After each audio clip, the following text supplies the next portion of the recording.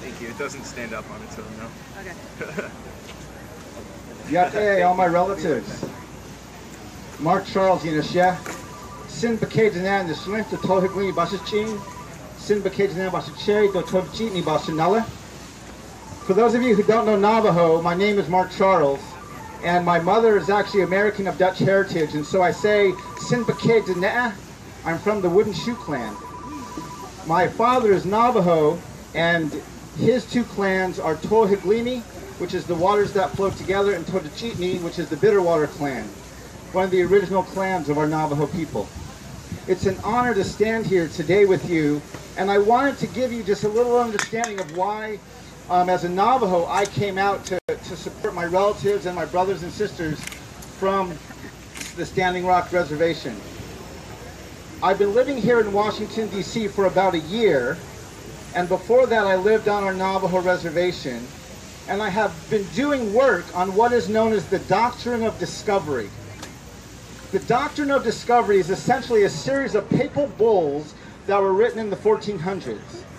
There's a church in Europe saying to the nations of Europe, wherever you go, whatever lands you find that are ruled by Christian rulers, those people are less than human, and the land is yours for the taking. It was this doctrine of discovery that allowed European nations to go into Africa, colonize the continent, and enslave the African people. It was also the doctrine of discovery that let European settlers and colonizers come here and to a land that was already inhabited by millions and claim to have discovered it. If you think about it, you cannot discover lands that are already inhabited. That process is known as stealing or conquering. Because our nation to this day refers to what it did as discovery, it helps you understand the implicit bias of the United States country, which is Native Americans are less than human. Now the problem with this doctrine is it's been embedded into the foundations of our country.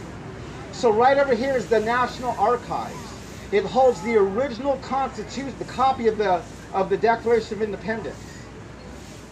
30 lines below the statement, all men are created equal, the Declaration of Independence refers to natives as merciless Indian savages, making it very clear the only reason the founding fathers of this nation used the inclusive language all men is because they had a very narrow definition of who was and who was not human.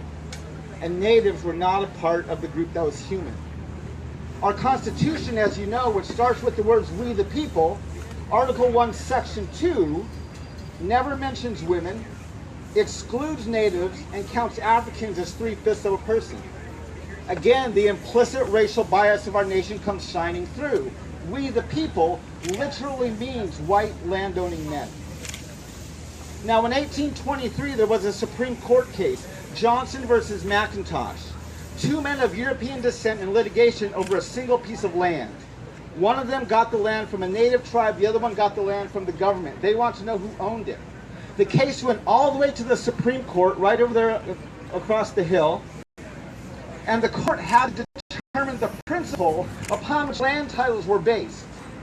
The court determined that the principle they were going to use was discovery, gave title to the land. And they used the doctrine of discovery to conclude that natives only have the right of occupancy to land because we're less than human, and Europeans have the right of discovery to the land, and therefore the true title to it. This went on to become, through the martial court, one of the legal precedents for land titles in our nation. And this precedent was referenced by the court as recently as 2005, the city of Sherrill versus the United Nations of New York. So the Declaration of Independence, the Constitution, and the Supreme Court of the United States all are built on this assumption that native peoples are less than human. This is why what is taking place in Standing Rock today, this is why it's happening. Because the foundations of the nation are systemically racist and do not believe, my native relatives, that you and I are fully human. This is the change that needs to take place. This is the injustice that needs to be confronted. This is the history that needs to be exposed. And so I'm thankful for everyone who came out today to be a part of this protest. I'm thankful for the opportunity to stand with our brothers and sisters from North Dakota. And I thank you for everyone who came out to hear what is going on, because we have to find a way to confront our racist history. Right now, in our nation, Donald Trump is running around saying, let's make America great again. And Hillary Clinton is saying, America's already great. America's always been great. So both of them understand the history of the United States of America as great. As a native, I have a deep problem with that. There are deep injustices and racism within the foundations of our nation that we have to find a way to confront. There is an Aboriginal leader from Canada named George Erasmus. And George Erasmus says that where common memory is lacking, where people do not share in the same past, there can be no real community. Where communities to be formed, common memory must first be created. So we have to find a way to teach this history.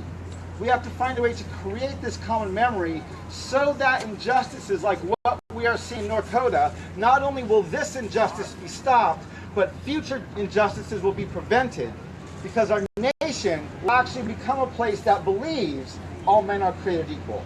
And right now, that is not what our nation believes. My brothers and sisters, thank you, my relatives, for Standing Rock, for letting me come and speak today. And my prayers and my songs and my energy is with you.